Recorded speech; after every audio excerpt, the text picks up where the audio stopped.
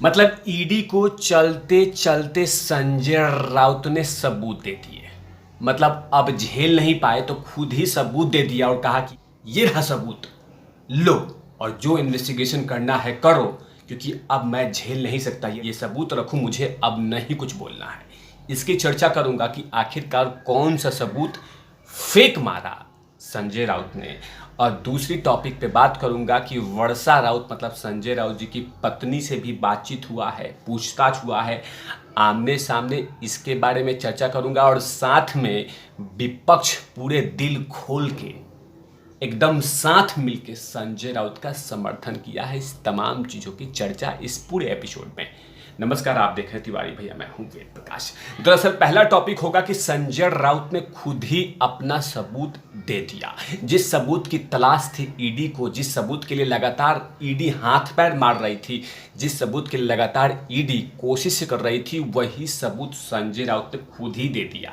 ये लो, अब मैं नहीं झेल सकता, ये लो, ये सबूत रखो और जो करना है करो।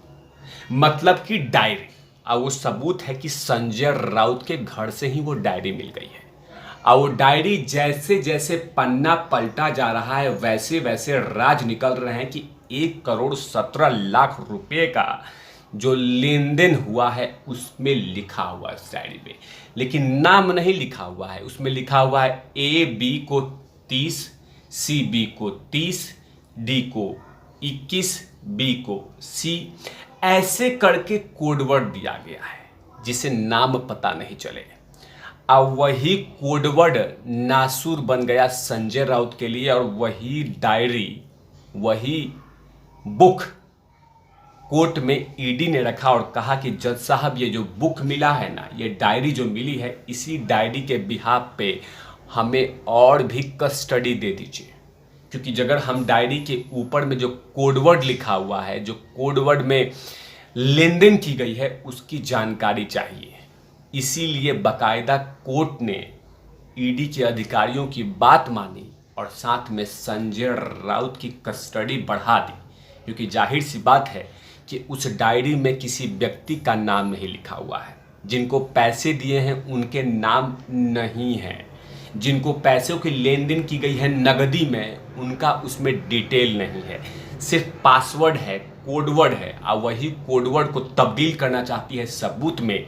इसीलिए ईडी इतना मेहनत कर रही है और ईडी को कोर्ट की तरफ से इतना बड़ा गिफ्ट मिला, और अब ईडी की एनर्जी फिर से बढ़ गई है। बात दूसरी होगी कि आखिरकार उनकी पत्नी से जो बातचीत हुआ है कि बहुत सारे सवाल वर्षा राउत से दागे गए, और जाहिर सी बात है जब ईडी सवाल पूछती है तो संजय राउत जी तो जवाब दे नहीं पाते हैं। वो तो गोलमोल जवाब देते हैं, वो तो पत्रकार रह चुके हैं, कुछ न कुछ जवाब तो ऐसे चलो गोलमोल दे दिया था। लेकिन वर्षा राउत के जवाब से संजय राउत की मुश्किलें बढ़ गई है, ये अंदर की खबर बतलाती है। जाहिर सी बात है कि वर्षा राउत कंपनी की मालकिन है, अवनी इंफ्रास्ट्रक्चर की हेड हैं। तो जब उनके कंपनी में पैसे आए थे, ट्रांसफ़र हुए थे, फिर उसमें से पैसे गए थे, ये तमाम चीज़ों की जानकारी कहीं ना कहीं वर्षा राउत जी को होगा। और उसी सबूत को लेकर, उसी बात को लेकर ईडी संजय राउत को और वर्षा राउत को आमने सामने बैठा के पूछ रही थी। आखिरकार उसमें भी डिटेल में क्या निकला है, ये भी बतलाना बेहद आवश्यक होगा। दरअसल पत्राचौल घोटाले में, मनी लॉन्ड्रिंग के मामले में, दरअसल प्रवीण राउत, सुजीत पाटकर और संजय राउत की पत्नी वर्षा को एक दूसरे के क्या संबंध है, इसकी छानबीन चल रही है। और इसी क्रम में ईडी ने मंगलवार को 2 स्थानों पे छापे मारे हैं। सूत्रों का कहना है कि ईडी ने दीवान बिल्डर्स के दफ्तर से दूसरा जो इंफॉर्मेशन निकाला है, उसमें संजय राउत की पत्नी के बैंक अकाउंट में जो पैसे ट्रांसफ़र किए गए हैं वो तमाम डिटेल उनको मिला है। और इसी को लेकर अब ईडी जांच करना चाहती है, इसी को लेकर ईडी पूछताछ करना चाहती है। तीसरा पॉइंट है कि आखिरकार संजय राउत को दिल खोल के विपक्ष के लोग समर्थन कर रहे हैं और लगातार कह रहे हैं कि संजय राउत को जानबूझ के ईडी महाराष्ट्र में फंसा रही है।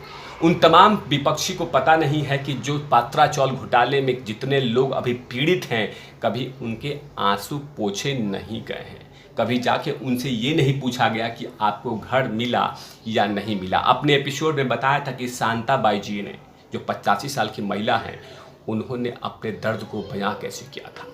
लेकिन ज़बरदस्ती तरीके से ये कहा जा रहा है कि ईडी का दुरुपयोग कर रहा है। कहीं पे भी कोर्ट ने ईडी को फटकारा नहीं है, कहीं पे भी ईडी को गलत नहीं कहा है कोर्ट ने, कहीं पे भी कोर्ट ने ईडी को ये नहीं कहा है कि मनगढ़ंत सबूत के ऊपर में आप संजय राउत को फंसा रहे हैं। बाकायदा कोर्ट ने तो संजीवनी दिया है, कोर्ट ने तो पीठ थपथपाई है। लेकिन ये तमाम चीज़ें विपक्ष नकार रहे हैं और लगातार संजय राउत को दिल से समर्थन कर रहे हैं और कह रहे हैं कि ये मनगढ़ंत कहानी करके कहा जा रहा है। दूसरी तरफ राहुल गांधी ये कह रहे हैं कि ये तमाम चीज़ें जो कुछ हो रहा है वो नरेंद्र मोदी अपने सत्ता का दुरुपयोग कर रहा है। वो चाहे पश्चिम बंगाल में हो, चाहे दिल्ली में राहुल गांधी के नेशनल हेराल्ड केस हो, या मुंबई में पात्रा चौल घोटाले हो, जहाँ जहाँ विपक्ष मुंह खोल रहा है वहाँ वहाँ पे ईडी को भेजा जा रहा है। वो चाहे पश्चिम बंगाल ममता बनर्जी के सरकार के मंत्री के ऊपर में हो, चाहे राहुल गांधी और सोनिया गांधी के ऊपर में हो, और चाहे वो संजय राउत को, जहाँ जहाँ विपक्ष के लोगों का मुंह दबाना है वहाँ पे ईडी को भेज के मनगढ़ंत कहानी कही जा रही है। लेकिन कहीं पे भी ये नहीं कहा जा रहा है कि ईडी, या कहीं पे भी कोई एक पिटीशन फाइल करके नहीं कहा जा रहा है कि ईडी ये तमाम चीज़ें मनगढ़ंत कर रही है। कोई नहीं कह रहा, वो चाहे संजय राउत का हो, चाहे राहुल गांधी का हो, या सोनिया गांधी का हो, चाहे वो ममता बनर्जी के मंत्री का हो, तमाम चीज़ों पे ईडी ने जब छापा मारे थे पश्चिम बंगाल में तो नोटों का जखीरा मिला था, उसके बारे में किसी ने कुछ नहीं कहा। उसमें हाँ कहा कि हाँ ईडी ने बहुत अच्छा काम किया था। यहाँ तक कि जब ईडी ने पश्चिम बंगाल के मंत्री के घर में छापे मारे थे तो कांग्रेस ने ही मिठाई बंटवाए थे। कांग्रेस ने ईडी को थैंक यू कहा था। जो कार्रवाई पश्चिम बंगाल में ईडी ने किया था उसके लिए बाकायदा पीठ थपथपाया गया था ईडी का। और आज अचानक संजय राउत के लिए ईडी मनगढ़ंत कहानी कह रहे हैं, दिल्ली में ईडी मनगढ़ंत चीज़ें कह रही हैं। ये तमाम चीज़ें, इस तरह का दोगला रवैया क्यों? एक तरफ पश्चिम बंगाल में ईडी का पीठ थपथपाई जा रही है और दूसरी तरफ ईडी जब राहुल गांधी और सोनिया गांधी से पूछताछ कर रही है तो यहाँ पे दिल्ली में जो ईडी है वो गलत हो जाती है, महाराष्ट्र में जो ईडी है वो गलत हो जाती है। कुछ भी ईडी जहाँ भी काम कर रही है ठोस सबूत को लेकर, डॉक्यूमेंट्स को लेकर, पेपर्स को लेकर, ये तमाम चीज़ों के बाद कार्रवाई करती है। ऐसे ही कार्रवाई नहीं करती। अगर ऐसे ही कार्रवाई करती तो बहुत सारे आज केस ईडी पे होते और ईडी का जो वर्चस्व है, जो ईडी की लॉयल्टी है, वो कब का ख़त्म हो जाता। ईडी जब किसी पे छापे मारती है या किसी का शिकार करती है तो हाथ में पत्ता स्ट्रॉन्ग रखती है। उन तमाम विपक्ष के नेताओं को ये पता नहीं है। इन तमाम चीज़ों पे तिवारी भैया की लगातार नजर रहेगी। तब तक के लिए आप देखते रहिए तिवारी भैया। मैं हूँ वेद प्रकाश, कैमरामैन ध्रुव लाठी के साथ और नॉट लवीज।